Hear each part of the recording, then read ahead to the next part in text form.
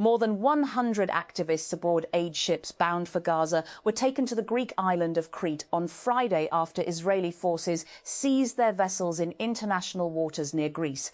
Flotilla organisers said the activists were part of a second global Sumud flotilla launched in recent months in an attempt to break Israel's blockade of Gaza by delivering humanitarian assistance.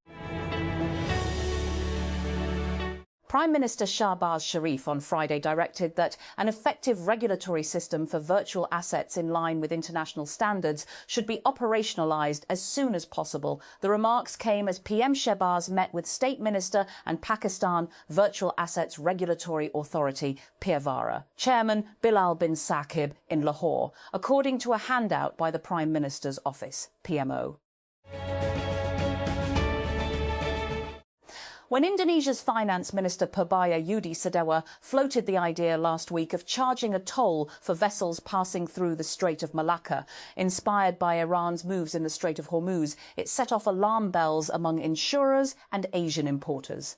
While Indonesia quickly walked back the suggestion, it underscored a growing reality. Analysts say what was once a rules-based order governing maritime navigation is becoming a more dangerous, expensive and, above all, politicised business.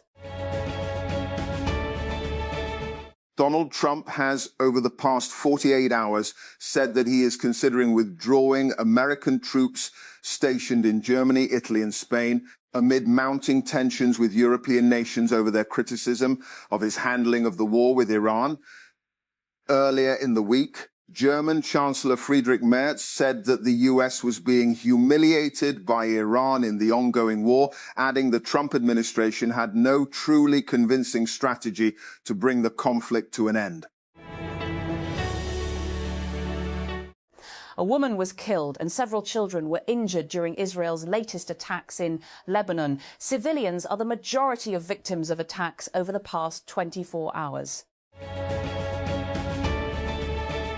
And manager Eddie Howe says that Newcastle United's Saudi Arabian owners remained as committed as ever to the club's success, even as their public investment fund prepares to cut ties with the LIV Golf Series. PIFE, which spent more than $5 billion on LIV Golf since it launched in 2022, said on Thursday that it would cut funding at the close of the 2026 season, leaving the breakaway circuit scrambling for new backers. And Benfica coach Jose Mourinho says there has been no contact between him and Real Madrid, despite speculation that the Spanish giants could turn to him soon. The veteran Portuguese coach, who led Los Blancos from 2010 to 2013 in a heated rivalry with Pep Guardiola's Barca, is reported to be on Madrid's shortlist for a new coach. Power Minister Awais Leghari announced on Friday that the recent spell of electricity load shedding has officially ended following the arrival of a liquefied natural gas (LNG) shipment in Pakistan. In a televised statement, the minister said the power outages over the past month were triggered by a temporary gas shortage that arose due to the US-Iran situation.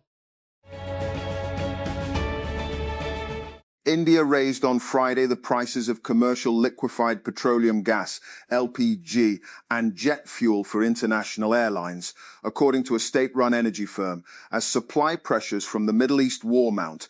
The South Asian nation is heavily dependent on imported energy, including for roughly 60% of its LPG, the fuel used for cooking by a vast section of its population, the largest in the world. The US war on Iran has boosted prices of globally traded natural gas by throttling exports from the Gulf. In West Texas, gas is so abundant that some producers must pay to have it taken away. The war and Iran's attacks on Gulf energy producers have halted 20% of global liquefied natural gas, LNG, supply. US Defense Secretary Pete Hegseth has argued that the clock has paused on a deadline for the Trump administration to seek approval from Congress for the US-Israeli war with Iran. Hegseth was responding to questions from members of the Senate or upper chamber on Thursday. And from almost any other country, the answer would have been a firm no. But when the United Arab Emirates came under a relentless Iranian attack during the US-Israeli war on Tehran, Israel agreed to deploy one of its most sensitive military systems. And Prime Minister Benjamin Netanyahu secretly ordered the Israeli military to send an Iron Dome interceptor battery and soldiers to operate it to the UAE after a call with President Sheikh Mohammed bin Zayed Al Nahyan, and a move that demonstrates just how far ties have come. The head of a Greek Orthodox church in Jerusalem has condemned a brutal attack on a nun in the city earlier in the week and warned of growing concerns over the future for Christians living in the Holy Land.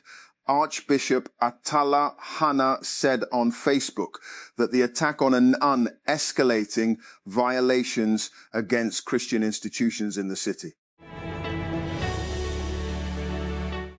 Another major increase in petroleum prices, including petrol and diesel, has been challenged in the Federal Constitutional Court. The petition names the government of Pakistan and the Secretary of the Establishment Division as respondents. Researchers have developed a solar-powered approach that can convert plastic waste into fuel similar to petrol and other chemicals. This is a completely new way to curb plastic pollution by converting it into clean energy. The study was led by University of Adelaide PhD researcher Xiao Lu. The team followed a process that uses sunlight to transform discarded plastics into hydrogen, syngas and other valuable chemical products. The Pakistan Telecommunication Authority, PTA, has directed internet service providers, ISPs, to improve their services after detecting slow internet across 31 major cities, including Azad Jammu and Kashmir, AJK, and Gilgit-Baltistan, GB. PTA made these remarks in its Quality of Service QoS assessment of fixed-line broadband networks for Q1 2026. Italy has raised the financial proof requirement for international students applying for a study visa for university enrollment to $10,179.85 per year, according to the latest official procedures published on the Universitali portal. The updated requirement applies to international students seeking a study visa for university enrollment, also known as a National Type D visa, for higher education courses in Italy. Pakistan recorded a second consecutive month of improving security indicators in April 2026, with militant attacks and related casualties declining markedly, according to a report released by the Pakistan Institute for Conflict and Security, PCSS. The Islamabad-based think tank documented 85 verified militant attacks in April, down from 146 in March, a 42% decrease.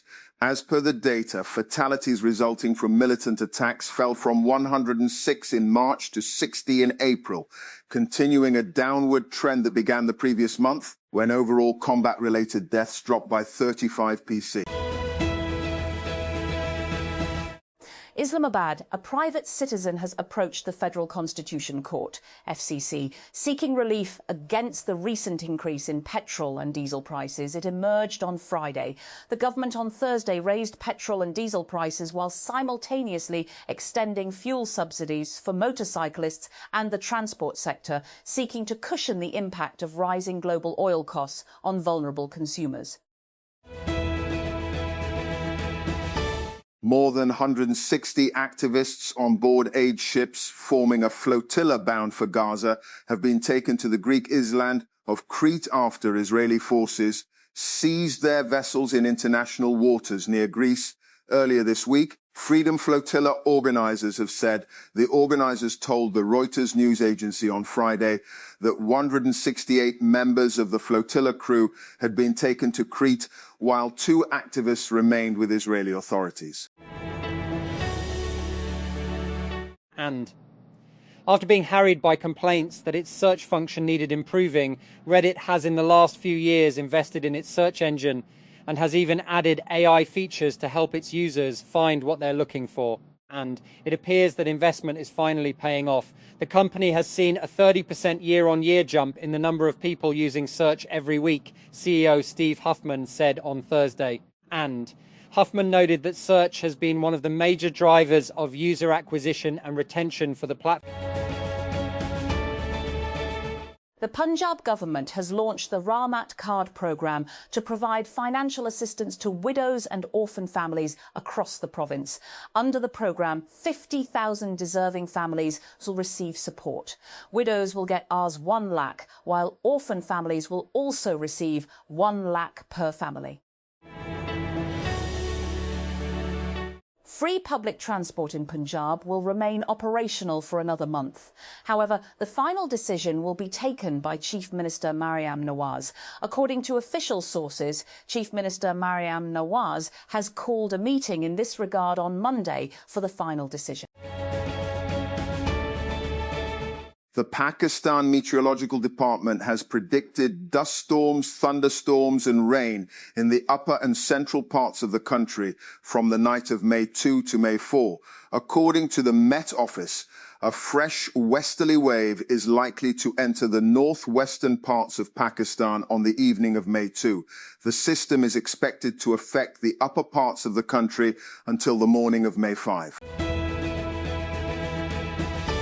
Rain could affect the PSL 11 final at Gaddafi Stadium, Lahore on Sunday, May 3, as the Pakistan Meteorological Department has predicted rain, dust storms and thunderstorms in parts of Punjab and rest of the country from May 2 to May 4.